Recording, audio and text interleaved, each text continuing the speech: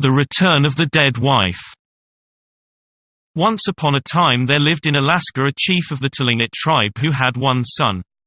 When the boy grew to be a man, he saw a girl who seemed to him prettier and cleverer than any other girl of the tribe, and his heart went out to her, and he told his father. Then the chief spoke to the father and the mother of the girl, and they agreed to give her to the young man for a wife. So the two were married, and for a few months all went well with them and they were very happy. But one day the husband came home from hunting and found his wife sitting crouched over the fire, her eyes dull and her head heavy. "You are ill," he said. "I will go for the shaman," but the girl answered, "No, not now. I will sleep, and in the morning the pains will have gone from me." But in the morning she was dead, and the young man grieved bitterly and would eat nothing, and he lay awake all that night thinking of his wife, and the next night also. "Perhaps if I went out into the forest and walked till I was tired, I might sleep and forget my pain," thought he. But, after all, he could not bear to leave the house while his dead wife was in it, so he waited till her body was taken away that evening for burial. Then, very early next morning, he put on his leggings and set off into the forest and walked through that day and the following night.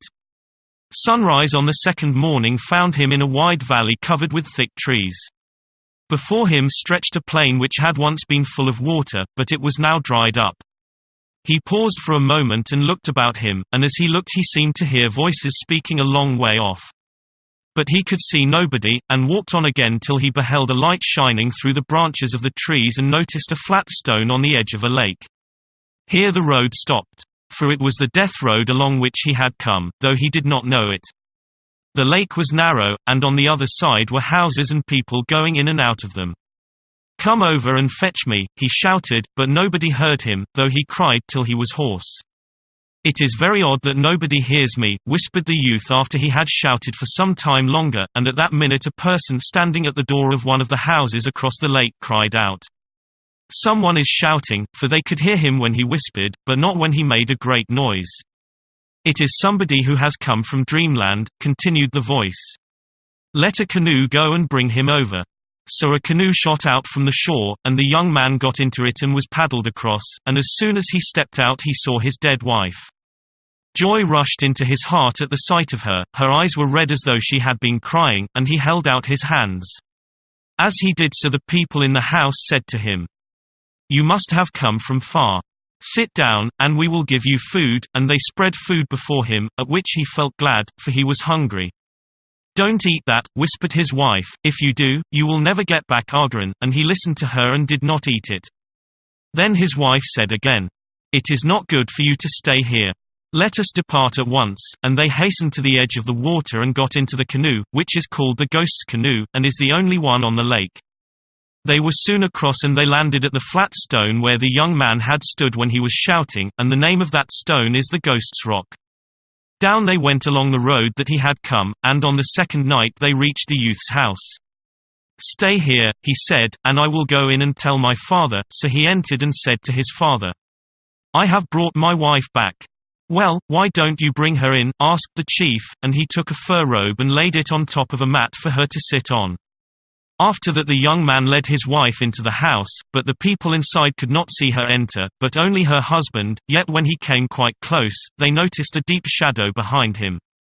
The young man bade his wife sit down on the mat they had prepared for her, and a robe of marten skins was placed over her shoulders, and it hung upon her as if she had been a real woman and not a ghost.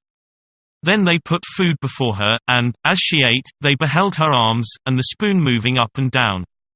But the shadow of her hands they did not see, and it seemed strange to them. Now from henceforth the young man and his wife always went everywhere together. Whether he was hunting or fishing, the shadow always followed him, and he begged to have his bed made where they had first seated themselves, instead of in the room where he had slept before. And this the people in the house did gladly, for joy at having him back.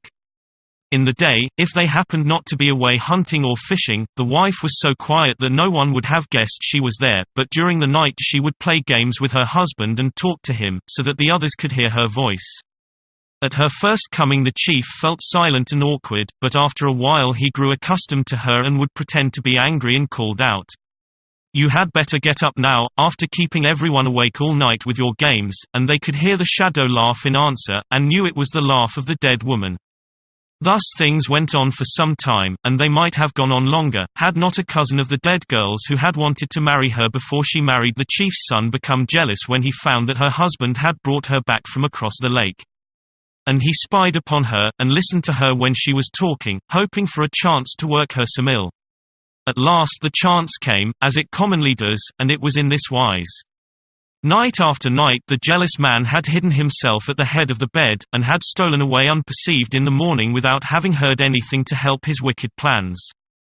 He was beginning to think he must try something else when one evening the girl suddenly said to her husband that she was tired of being a shadow, and was going to show herself in the body that she used to have, and meant to keep it always.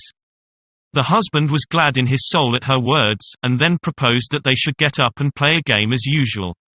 And, while they were playing, the man behind the curtains peeped through. As he did so, a noise as of a rattling of bones rang through the house, and when the people came running, they found the husband dead and the shadow gone, for the ghosts of both had sped back to Ghostland.